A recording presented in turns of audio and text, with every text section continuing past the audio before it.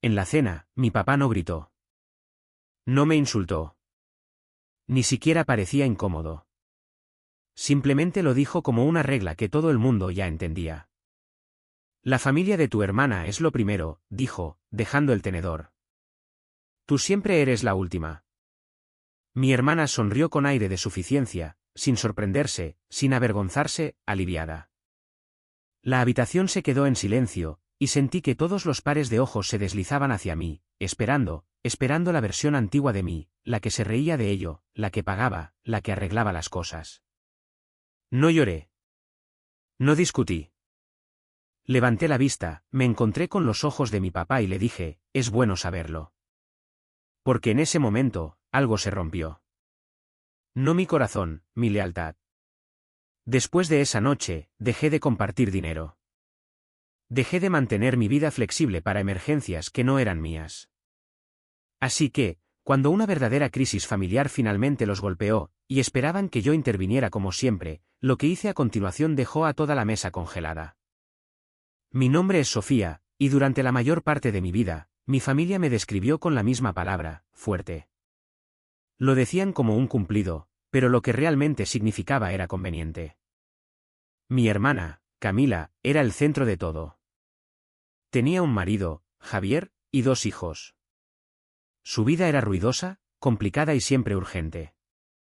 Siempre pasaba algo, las colegiaturas, problemas con el carro, estrés laboral, otro plan que había salido mal. Y luego estaba yo. Tenía un trabajo estable. Pagaba mis cuentas a tiempo. No pedía ayuda, así que todo el mundo decidió que no necesitaba nada. Cuando Camila tenía dificultades, la familia se volcaba. Mi madre, Laura, se preocupaba en voz alta. Mi padre, Ricardo, intervenía con consejos. Las conversaciones se inclinaban hacia sus problemas como si la gravedad las atrajera. Cuando mencionaba algo de mi vida, flotaba por un momento y luego desaparecía. ¿Cómo va el trabajo?, preguntaba mi mamá. Ocupada, pero bien, respondía yo. Qué bien, decía ella rápidamente. ¿Has oído lo que le pasa a Camila ahora mismo? Y así, me convertía de nuevo en la oyente.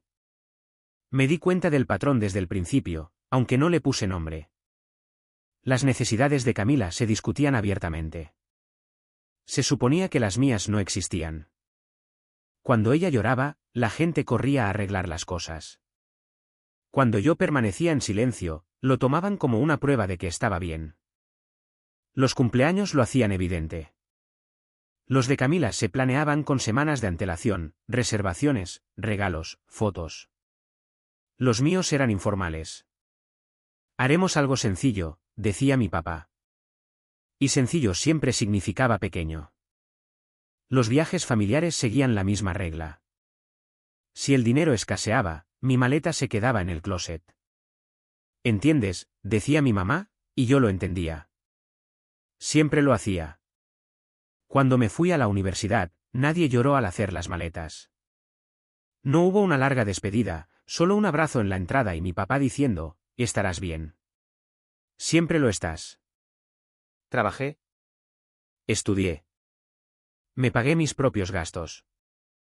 Cada éxito que tenía reforzaba silenciosamente la historia que se contaban a sí mismos, que no necesitaba apoyo porque nunca lo pedía. Años más tarde, cuando me mudé a Monterrey por trabajo, la distancia no cambió nada. Las llamadas eran cortas. Las actualizaciones sobre mi vida eran reconocidas y luego redirigidas de nuevo a Camila. Y poco a poco, sin sentarme nunca a explicármelo, mi papel se hizo permanente. Yo era el respaldo, la red de seguridad, la que podía con todo. El dinero salía de mi cuenta en pequeñas cantidades regulares. Solo por esta vez, solo hasta el mes que viene, solo para ayudar. Nadie llevaba la cuenta porque nunca tuvieron que hacerlo. Y yo me decía a mí misma que estaba bien, que así era ser maduro, que el amor significaba dar sin llevar la cuenta. Pero sentada en esa mesa, escuchando a mi papá decirlo por fin en voz alta, que yo siempre era la última, me di cuenta de algo inquietante. No solo me habían colocado allí. Yo me había quedado allí. Y por primera vez en mi vida, empecé a preguntarme qué pasaría si no lo hacía. se suponía que esa cena iba a ser normal. Mi papá había sugerido el restaurante, un lugar que le gustaba porque se sentía elegante, lo suficientemente tranquilo para platicar, y lo suficientemente caro para sentirse importante. Nos sentamos en una mesa en la esquina, con los menús cerrados, esperando la comida. Camila ya estaba hablando de los horarios de sus hijos, de lo agotada que estaba, de que la situación laboral de Javier seguía siendo complicada. Mi mamá asentía con simpatía. Mi papá escuchaba, serio y concentrado. Esperé una pausa para poder compartir mis propias noticias. Me habían ascendido. Un verdadero paso adelante, más responsabilidad, más sueldo. No era algo de lo que hablara a menudo, pero esa noche pensé que importaba. Cuando por fin lo mencioné, mi mamá sonrió educadamente. «Oh, qué bien, Sofía». «Bien». Entonces Camila suspiró y dijo, «Qué suerte tienes. Al menos no tienes toda esta presión». Mi papá se echó hacia atrás, dobló la servilleta y dijo la frase que lo reorganizó todo. «Camila tiene una familia ahora. Su familia es lo primero». No la miró a ella cuando lo dijo. Me miró a mí. «Tú siempre eres la última», añadió con calma, como si estuviera explicando un horario o un presupuesto. «Tú no necesitas tanto». Por un segundo, sinceramente pensé que le había oído mal. Miré alrededor de la mesa, esperando que alguien se riera, que le corrigiera, que lo suavizara en algo menos afilado. Nadie lo hizo. La boca de Camila se curvó en una pequeña sonrisa mientras levantaba su copa, no de suficiencia, sino de comodidad, como si hubiera oído esta verdad muchas veces antes, aunque nunca se hubiera dicho tan claramente. Mi mamá se movió en su asiento pero no dijo nada. Javier miró fijamente su plato. El silencio se alargó, denso e incómodo. Podía sentirlo presionar contra mi pecho, el impulso familiar subiendo, el instinto de hacer las cosas más fáciles para todos los demás. Di que está bien. Di que lo entiendes. No digas nada. En vez de eso, me sorprendí a mí misma. Asentí una vez y dije, es bueno saberlo. Mi papá frunció el ceño. ¿Qué se supone que significa eso? Significa, dije con ecuanimidad, que aprecio que seas sincero.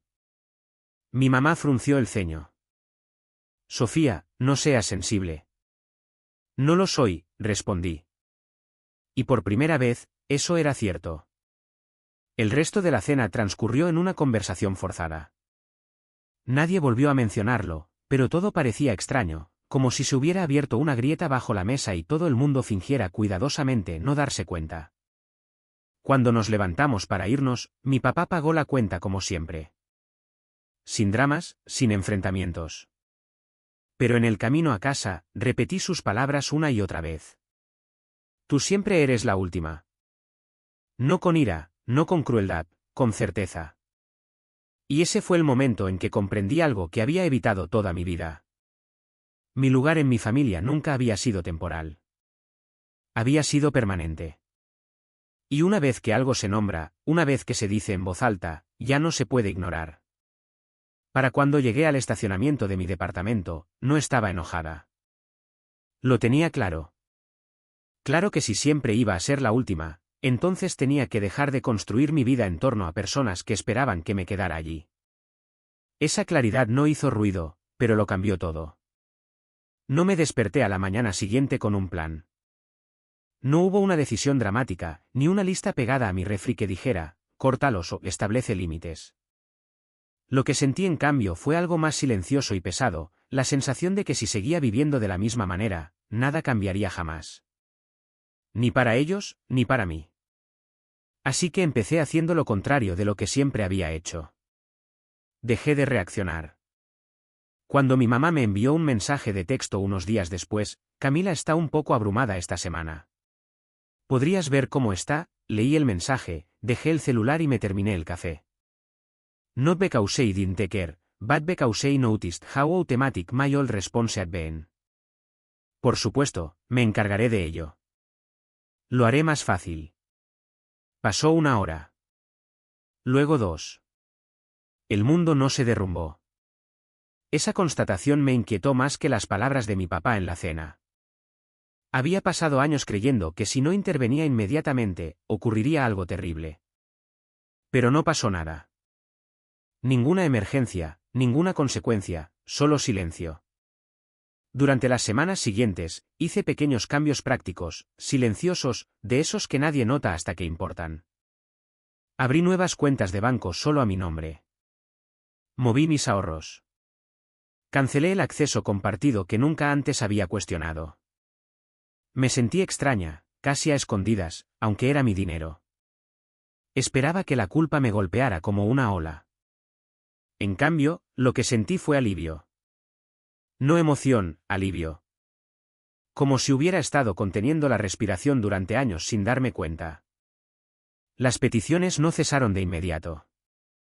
Simplemente cambiaron. Camila me envió un mensaje de texto una noche tarde. Oye, no pasó nuestro pago. ¿Puedes adelantarnos dinero hasta el viernes? Añadió un emoji de risa como si no fuera gran cosa. Miré el mensaje durante mucho tiempo. En el pasado, ya habría estado abriendo mi aplicación bancaria. Esta vez escribí 3 palabras y las envié antes de poder pensarlo demasiado, ahora no puedo. Sin explicaciones, sin disculpas. Su respuesta llegó rápidamente. Ah, ok. Nada más. Mi mamá llamó al día siguiente. Has estado un poco callada últimamente, dijo con cuidado. ¿Está todo bien? Sí, respondí. Y lo estaba. Hubo una pausa en la línea, del tipo que significaba que estaba esperando más, tranquilidad, una razón, que yo suavizara cualquier incomodidad que mi silencio hubiera creado. Como no llegó nada, ella misma llenó el espacio. Sabes, Camila está bajo mucha presión, añadió suavemente. Lo sé, dije. Y eso fue todo. No ofrecí soluciones. No ofrecí dinero voluntariamente. No prometí averiguar nada. Terminar la llamada se sintió mal, como si estuviera rompiendo una regla no escrita. Pero también se sintió honesto. Por una vez, no estaba desempeñando mi papel. Simplemente estaba existiendo. Con el tiempo, empecé a ver hasta qué punto mi vida se había moldeado en torno a estar disponible. Mantenía mi horario flexible por si acaso. Evitaba los planes a largo plazo. Dudaba antes de decir sí a oportunidades que pudieran alejarme más, física o emocionalmente. Incluso en el trabajo, había caído en el mismo patrón. Asumía responsabilidades adicionales en silencio, arreglaba problemas entre bastidores, me aseguraba de que todo funcionara sin problemas sin pedir crédito. Ser fiable se había convertido en toda mi identidad, y estaba cansada. Una noche, sentada sola en mi departamento, abrí mi laptop y revisé mis finanzas, no para calcular lo que podía dar, sino para ver lo que tenía. Por primera vez, me permití imaginar un futuro que no incluyera rescatar a nadie.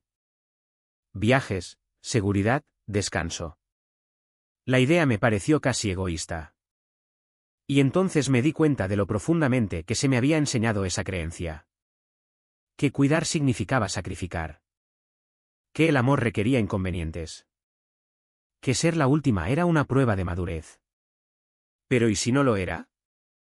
¿Y si ser la última no era una virtud, sino una costumbre con la que todo el mundo se había sentido cómodo? No me enfrenté a nadie. No me expliqué. No hice anuncios. Simplemente dejé de dejar espacio en mi vida para emergencias que no eran mías. Y poco a poco, pude sentir que el equilibrio cambiaba. No exteriormente, todavía no había pasado nada dramático, pero internamente, algo había cambiado. Ya no estaba en el mismo lugar, esperando a que me llamaran. Me estaba echando atrás, observando, prestando atención. Y no tenía ni idea de lo pronto que mi familia se daría cuenta o de lo rápido que pondrían a prueba si esta vez iba en serio. La llamada llegó un martes por la tarde, justo cuando estaba cerrando mi laptop después de una larga reunión. Casi no respondí. No porque estuviera enojada, sino porque reconocí el número y la sensación que lo acompañaba. Esa familiar opresión en mi pecho, el reflejo de prepararme antes de que se pronunciara la primera palabra. Sofía, dijo mi mamá en cuanto contesté. Su voz era tensa, apresurada, controlada de la manera en que suena la gente cuando las cosas ya se están desmoronando. Tenemos que hablar. Me eché hacia atrás en mi silla. ¿Sobre qué? Hubo una pausa. Demasiado larga. ¿Puedes venir este fin de semana?, preguntó. Es importante. No explicó. Nunca lo hacía cuando la explicación era cara. Lo pensaré, dije. Esa no era la respuesta que esperaba. En el pasado, ya habría estado comprobando los horarios de los vuelos, reorganizando mi agenda, preguntando qué podía hacer. Esta vez, dejé que el silencio se instalara entre nosotras. Ok, dijo finalmente. Por favor. Cuando llegué a casa de mis papás en la Ciudad de México 2 días después, la sentí diferente incluso antes de entrar. La entrada estaba abarrotada. El carro de Camila estaba allí. El de Javier, también. La puerta principal se abrió lentamente, como si la propia casa dudara. Dentro, el salón parecía más pesado de lo que recordaba. Montones de sobres cubrían la mesa de centro, cuentas, notificaciones, papeles con logotipos de aspecto oficial y sellos rojos que me revolvían el estómago. Nadie estaba sentado cómodamente. Mi papá estaba de pie cerca de la ventana, con los brazos cruzados. Mi mamá rondaba cerca del sofá. Camila estaba sentada rígidamente, mirando al suelo. Javier evitaba mi mirada por completo. Nadie preguntó cómo estaba. Mi mamá empezó a hablar de inmediato, las palabras salían más rápido de lo que podían organizarse. Hubo algunos retrasos, algunas decisiones que no salieron como esperábamos. Es temporal. Camila intervino. No es tan malo como parece. Solo necesitamos tiempo. Mi papá se aclaró la garganta. Las cosas se pusieron difíciles. Hablaron en torno al problema, rodeándolo con cuidado, como si decirlo directamente pudiera hacerlo real. Escuché en silencio, con las manos cruzadas en mi regazo, notando lo familiar que me resultaba esto. La tensión, la acumulación, el momento justo antes de que todos se volvieran hacia mí. Y entonces lo hicieron. Estás en una situación estable, dijo mi papá finalmente. No tienes hijos, añadió mi mamá. Puedes manejar esto mejor que la mayoría, dijo Camila en voz baja. Ahí estaba. La suposición disfrazada de lógica. El acuerdo tácito que todos habían hecho antes de que yo entrara por la puerta. Sentí que algo cambiaba dentro de mí. No ira, no pánico, sino claridad. Nítida y tranquila. Hice una pregunta. ¿Cuál es el plan si no ayudo? La habitación se quedó en silencio. El rostro de mi mamá se descompuso. Sofía, no digas eso. Lo digo en serio, dije con ecuanimidad. ¿Qué pasa si no intervengo? Nadie respondió. Camila parecía aterrorizada ahora, no aliviada. Mi papá frunció el ceño como si estuviera tratando de resolver un problema de matemáticas que ya no tenía sentido. Javier se movió incómodo cerca de la puerta. Eso no es justo, dijo mi mamá en voz baja. Somos una familia. Asentí. Lo sé. Y por primera vez, saberlo no significaba automáticamente sacrificar. Necesito tiempo, dije, levantándome, para entenderlo todo. Asintieron demasiado rápido, agradecidos, seguros. Pensaron que tiempo significaba que estaba calculando cuánto podía dar. Mientras me alejaba esa noche, con la casa encogiéndose en mi espejo retrovisor, me di cuenta de algo inquietante. No tenían miedo de perderlo todo. Tenían miedo de perderme a mí como solución. Y por primera vez en mi vida, no corrí a tranquilizarlos. Dejé que se quedaran con ello porque lo que ocurriera a continuación demostraría si yo seguía siendo la última o si finalmente había salido de la fila por completo. No dormí esa noche. Tumbada en mi recámara de la infancia, mirando el techo que me había memorizado años atrás, sentí una extraña mezcla de emociones. Tristeza, ira y algo más firme por debajo de todo. Determinación. No del tipo ruidoso, del tipo que se asienta una vez que finalmente dejas de discutir contigo mismo. Por primera vez, admití la verdad que había estado evitando. No me estaban pidiendo que ayudara. Esperaban que rescatara. Por la mañana, supe que no podía volver a entrar en esa casa de la misma manera que siempre lo había hecho, con las manos vacías, excepto por la tranquilidad, lista para absorber el daño para que todos los demás pudieran respirar de nuevo. En su lugar, hice 2 citas. Una con un terapeuta, otra con un abogado. Necesitaba claridad, no consuelo. Cuando volví el fin de semana siguiente, la casa se sentía diferente, más silenciosa, tensa. Las cuentas seguían allí, pero ahora estaban apiladas ordenadamente, como si la organización por sí sola pudiera hacerlas menos aterradoras. Mis papás ya estaban sentados a la mesa. Camila estaba sentada a su lado, con las manos apretadas en su regazo. Javier rondaba cerca de la puerta como si no estuviera seguro de pertenecer a la habitación donde estaba a punto de decidirse el futuro. Nadie sonrió cuando entré. Mi mamá habló primero, con la voz suave de esa manera cuidadosa que reconocí al instante. Nos alegramos mucho de que hayas venido. Me senté lentamente y coloqué mi bolso a mis pies. Hablemos. Mi papá se lanzó a las explicaciones, cambios en el mercado, mal momento, decisiones tomadas con optimismo y sin suficiente margen de error. Habló como un hombre que presenta un caso que esperaba que la confianza ganara. Camila asintió, añadiendo detalles sobre el estrés, sobre los niños, sobre cómo nada de esto se suponía que debía pasar. Finalmente, las palabras se agotaron.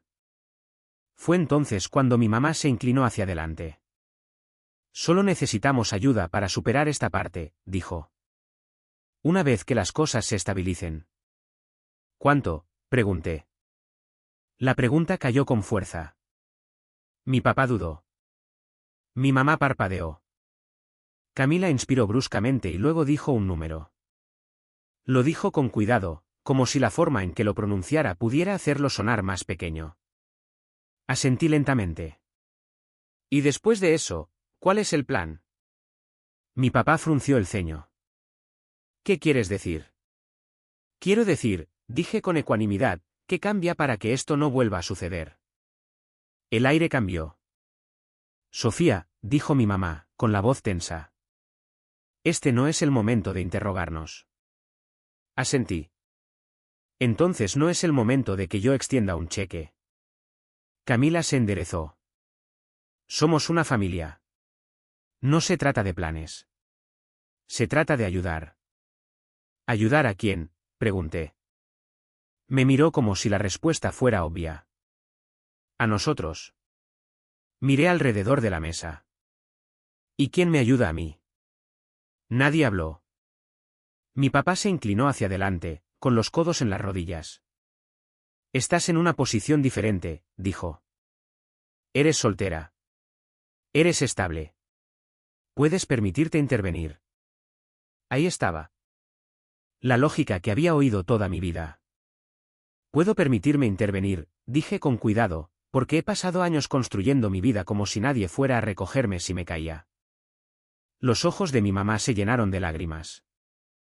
No sabíamos que te sentías así. La miré a los ojos. Sí lo sabían. Simplemente no pensaron que importara. El silencio que siguió no fue de confusión. Fue de incomodidad.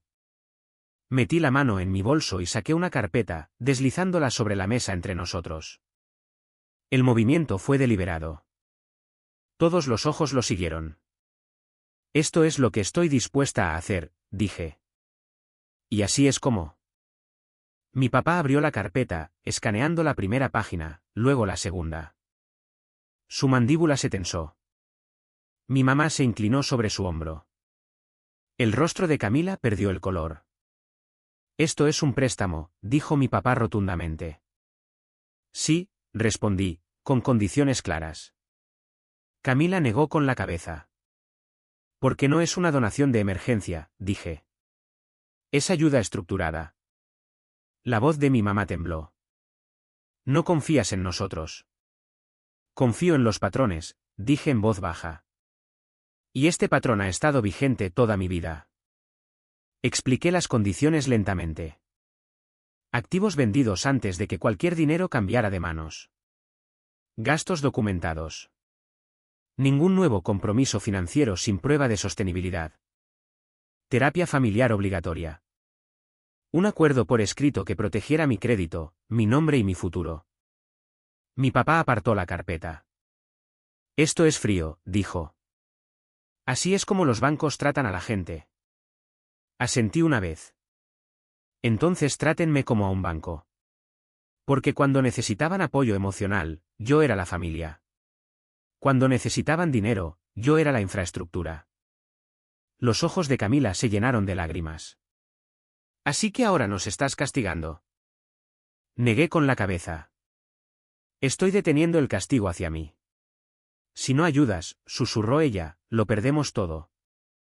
Sostuve su mirada.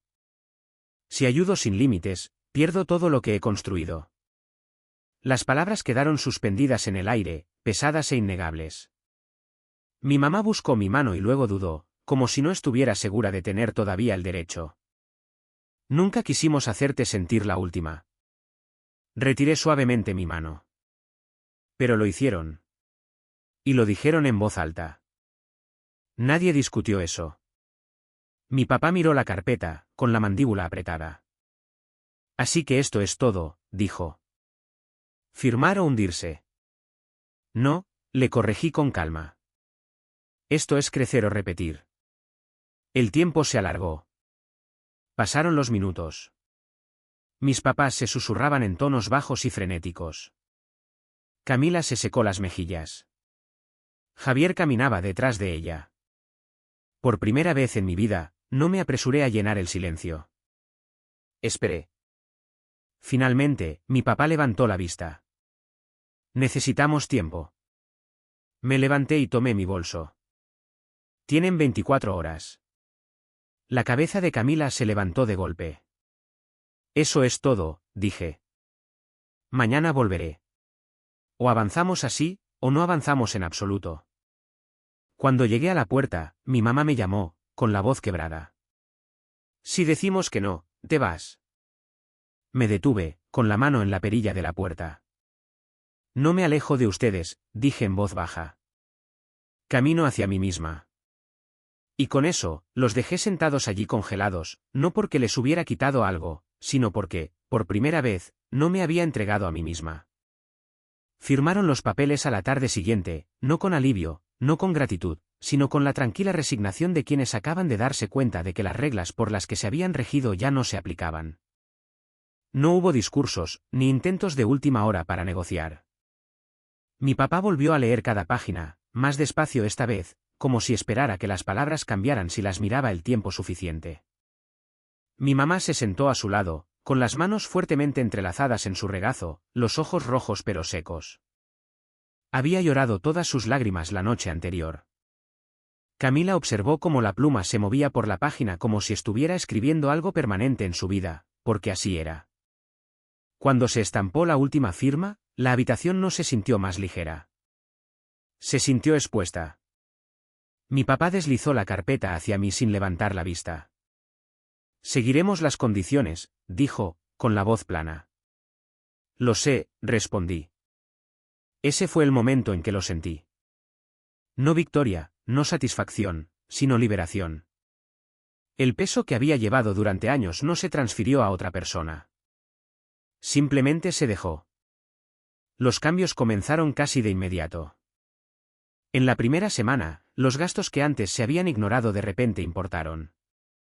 Se cancelaron las suscripciones. Se cortaron las tarjetas de crédito. Se pusieron a la venta los activos. No simbólicamente, no con el tiempo, sino de forma práctica. Por primera vez, el dinero no era abstracto. Tenía límites. Camila fue la que más luchó. Me llamó una vez a altas horas de la noche, con la voz tensa. No me di cuenta de lo mucho que estabas cubriendo. Lo sé, dije. Esperó tranquilidad, consuelo, que yo lo suavizara. No lo hice. La terapia familiar comenzó 2 semanas después. La primera sesión fue dolorosa de una manera silenciosa. Mi papá habló como un hombre con miedo de decir algo equivocado. Mi mamá se disculpó repetidamente, pero nunca terminó una frase. Camila se sentó rígidamente, con los brazos cruzados, a la defensiva, hasta que el terapeuta hizo una pregunta sencilla. ¿Qué pasa cuando Sofía no interviene? Nadie respondió. Ese silencio hizo más que cualquier discusión. En las siguientes sesiones, salieron a la superficie patrones que nunca antes se habían nombrado.